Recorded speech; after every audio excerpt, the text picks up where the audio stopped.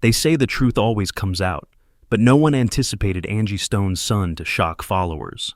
After weeks of silence after her untimely death, her son broke down and presented disturbing post-mortem results that mismatched the official tale. What became of Angie Stone? Why was her death portrayed as a terrible accident? Keep watching, since her dying moments revelations are more distressing than expected. Angie Stone's music legacy was undisputed. A soul, R&B, and neo-soul powerhouse with heartfelt hits. However, her sudden demise has raised unanticipated questions. Official reports said she died in an accident, but her son says otherwise. Michael, Angie's son, revealed shocking autopsy details that change everything. Today's video will explain what happened to Angie Stone, how her son uncovered these disturbing facts, and why the music industry may have sought to hide this reality forever. Learn about Angie's years-long struggles, betrayals, and battles, and how they led to her death. Stay with us until the finish, because this story has secrets that may transform your view of Angie Stone's career and legacy. Challenges and resilience were Angie Stone's norm. Angie fought for her music, legacy, and family throughout her career, from pioneering hip-hop with The Sequence to becoming a neo-soul legend in the early 2000s. In her final days, her loved ones said something was off. Close pals said Angie was emotionally and physically exhausted. Industry fights, health concerns, and personal betrayals weighed on him. Angie was recognized for her strength, ignoring worries to keep working, pushing herself to the limit. The official narrative said that Angie's death was an accidental medical occurrence, likely related to her diabetes and high blood pressure. Her son Michael, who had supported her through many of her darkest fights, felt something wasn't right. Angie's friends noted weird events, missed calls, canceled appearances, and a growing paranoia in the weeks before her death. Some say she thought her phone was tapped and she was followed. Some dismissed it as stress, but after her death, those details seemed more sinister. Michael said Angie told him the night before she died that she was afraid for her life and career. She implied that industry insiders wanted her silenced after she spoke out about royalty theft, harassment, and backroom agreements that cost her millions. Angie vanished within 24 hours. This is even more frightening. Michael instantly found various inconsistencies in her official autopsy report that contradicted the accidental narrative the public was fed. The irregularities were what? Why was Michael so sure his mother's death wasn't accidental? In the next segment, we'll explain the autopsy details that changed everything and why Michael thinks someone wanted Angie gone. Angie Stone's family expected a simple post-mortem assessment. After all, Angie had long struggled with type 2 diabetes, high blood pressure, and weight changes, which put her at risk for sudden health difficulties. However, when her son Michael reviewed the preliminary findings, something struck out. Details that didn't fit the normal diabetes or heart failure death profile. Michael found many anomalies in her death timeline and unexplained trauma indicators that prompted severe concerns. The stated cause of death was cardiac arrest due to diabetes complications, which fit Angie's health issues. But the toxicological report said otherwise. Her bloodstream contained sedatives and an unknown medication that Angie had no prescription for. Michael, who oversaw her medical care, knew every prescription his mother took. None of these foreign substances matched Angie's prescription. But that wasn't his only worry. Not ordinary bruises from a fall or bump. She had deep tissue bruises on her upper arms, wrists, and neck. Michael consulted a forensic specialist who said these bruises were compatible with someone being restrained, like a fighter. Michael remembered Angie telling him, "I feel like someone's watching me," days before her death. "Every time I talk, something happens. I lose a contract, a deal fails, or get a warning to stay in my lane." Michael assumed his mother was venting her fury about her legal battles with old labels and management teams who had allegedly withheld earnings from her best hits, songs that helped build modern neo-soul and hip-hop. The autopsy anomalies made him doubt Angie's hysteria. It signaled her silencing. Even more strange was how quickly the official reports were sealed, and how little the media covered Angie's cause of death. It seems like someone tried to bury the story before it spread. Michael hired a private pathologist for answers. Then things became darker. Michael's worst dread was confirmed by this independent exam. Angie's body showed indicators of extended stress and possibly suffocation, including airway constriction that was not natural, Therefore, someone may have intentionally cut off her breathing. However, the final public report declared her death natural. Michael feels major industry leaders pressured the ruling to suppress Angie and bury her tale. Who wants Angie Stone dead? What truths was she so close to revealing that her life may have been snatched to keep her quiet? We'll discuss Angie's opponents, the powerful music execs who benefited from her work, and the alarming trend of suppressing vocal black artists who fight for their rights in the next section. Her skill was obvious to all who knew Angie Stone. She was courageous in stating her truth, even if it made powerful people uncomfortable.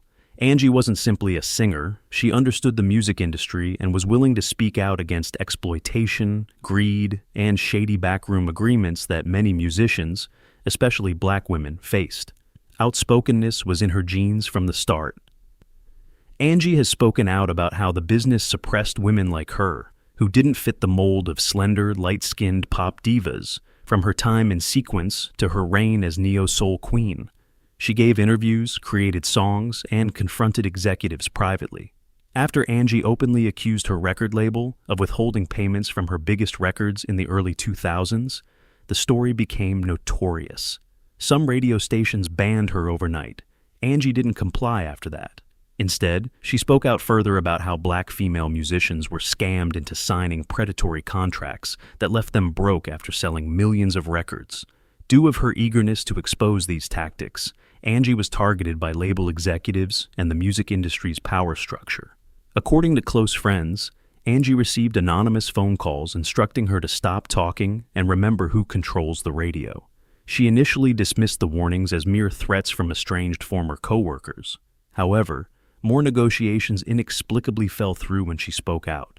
Tour sponsors pulled out at the last minute. Her records disappeared from streaming services without explanation, and collaborators shied away for fear of working with a troublemaker. Here's where things got worse. In the months before her murder, Angie was purportedly writing a tell-all memoir that would have revealed some of music's most important characters. Michael said his mother kept receipts, emails, contracts, and recorded conversations that showed scams, sexual coercion, and threats of violence against artists who didn't cooperate. This book was never released. This is even scarier because Michael found versions of the manuscript on Angie's laptop, but numerous critical chapters were missing, especially those that named specific people and companies. It was as if someone had censored her most incriminating story. Michael wasn't the only one who recognized problems. Angie seemed more worried in the weeks preceding her death, according to some of her closest friends and collaborators. She described unusual cars outside her house, strangers at her performances, and text messages from unknown numbers telling her to be quiet. A former label executive, who requested anonymity, said that Angie was threatened with legal action if her book was published. They also suggested silencers for impatient quitters. This is especially disconcerting because Angie was not the first artist to be intimidated. The music industry has a long, brutal history of penalizing musicians who don't play the system, from TLC's financial struggles to Prince's Masters dispute. Instead, Angie's case feels different. Her unusual injuries, sealed autopsy report, and removal of her most incriminating evidence raise major issues. Was her death natural or the final price for opposing the system? Michael found a dark pattern in his mother's dealings after her death. Certain parties involved in her legal fights, canceled deals, and missing earnings had worked together before, creating a network of influence across big labels, publishing firms, and mainstream media sources. The hypothesis had become a pattern of silence, and Angie was its newest victim. But the narrative continues. Although Angie's voice is muffled, her son Michael is continuing her story. He's been collecting witness statements, digital evidence, and physical records to reveal his mother's fate, no matter how powerful her opponents are. One more piece must be found before Michael can reveal this industry-wide plot. The enigmatic person who visited Angie in her final hours. Someone connected to her demise may explain everything. Our following section, The Final Visit, will reveal it. Who was in Angie's house last night? The official account of Angie Stone's inattentive night was frustratingly simple, almost too simple. The initial report said she slipped and fell, incurring serious injuries. Fall difficulties were quickly ascribed to her death. A horrible accident, they claimed. Case closed. After his mother's death, Michael Stone discovered a much more unsettling and intricate picture that prompted disturbing questions about who was in Angie's home that night and why.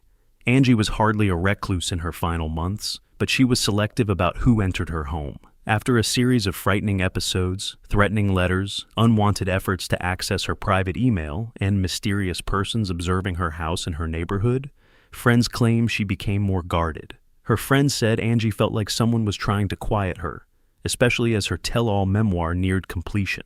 Michael expected to find a break-in or nothing strange in his mother's security camera footage. He discovered something much darker. A black luxury SUV came up outside Angie's home at 11:47 p.m. the night before she was recovered. The driver never left, but a black-clad passenger approached the front door. After a brief intercom chat, this man, who never looked at the camera, was buzzed into the residence. This alone was unusual. Angie rarely entertained strangers, especially late at night. Even more unnerving was that he stayed in the residence for about 2 hours, leaving after 1:30 a.m. Who was he? Why would Angie, so cautious in her final days, let him in and keep him there? Michael combed through Angie's years-long journal. Among her poems, personal observations, and narrative notes was a disturbing entry from a week before her death. Read, "He reached out again. Claims to clear the air. After all these years, something feels wrong, but I need closure before telling my story. He can come in, but no more lies." Though anonymous, the entry confirmed Michael's worst fear. Not a random friend or work partner visited his mother that night. It was a past acquaintance with unfinished business. Even worse, Angie told a close friend days before her death that she was being pressured to rewrite or water down parts of her memoir, including the sections naming powerful industry executives linked to pay-for-play schemes, financial exploitation, and even rumors of female artist sexual coercion. Michael found dozens of emails between Angie and a mysterious legal consultant who offered to safeguard her from lawsuits if her book disclosed too much. However, those emails turned sinister days before her death. The final message said, "Some stories should be forgotten.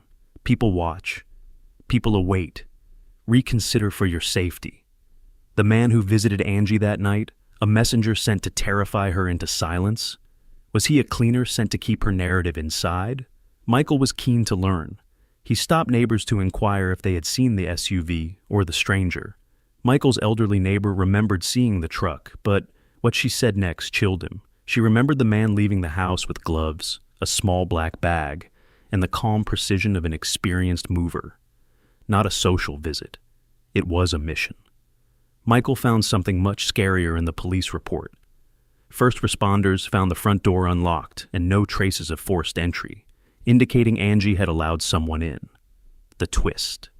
The industry insider who reported Angie's death gave police a timetable that didn't match the security footage Michael watched. This person said they hadn't spoken to Angie in days before her death. Michael found a deleted phone call history of a 34-minute call between Angie and the insider, hours before the mysterious guest came. What was discussed on the call? Why was it deleted? Why would someone lie about last talking to Angie Stone?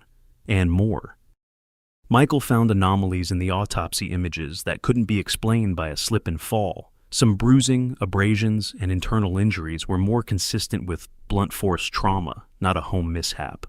With flesh under her fingernails that was never DNA tested, Angie appeared to have fought back. Accidental injuries were the official cause of death. Michael saw it for what it was. A cover-up to protect someone with enough influence to sway the story and inquiry. But who? Michael won't concede that question. He's still litigating, even while the business slowly erases his mother's legacy, hoping the world will forget her story before the full truth is revealed. A mysterious message left on Michael's phone days after his mother's death is the final clue. "What's done is done," said a voice-changing, app-distorted voice. "Avoid deep digging. The past belongs." Michael won't back down since this isn't just about Angie Stone. It's about every artist silenced for speaking up, every black woman in the industry punished for demanding respect, and every bereaved family forced to accept a lie when they deserve justice. Michael thinks Angie's personal archives hold one more piece of evidence, a taped chat between Angie and her nighttime visitor. If found, this communication could reveal the cover-up. Will Michael find it before the people who silenced his mother find him? Angie Stone's memoir was supposed to be her ultimate statement after decades of silence, compromise, and quiet suffering. Friends say she regularly poured her heart, soul, and unadorned reality into those pages to reconsider names. She recognized the hazards. After years of being used by the industry she helped establish, Angie decided the world needed to know what occurs behind the curtain, especially to Black female artists who demanded recognition, credit, and pay. The memoir covered more than her personal life. According to her closest friends, it would reveal music business corruption, gatekeeping, and subtle intimidation. This went beyond faulty contracts and money issues. Predatory behavior, sexual pressure, backroom negotiations, and intentional erasing of artists who break rules were discussed. It gets chillier here. The memoir Angie had labored over for over 5 years vanished within 24 hours of her death.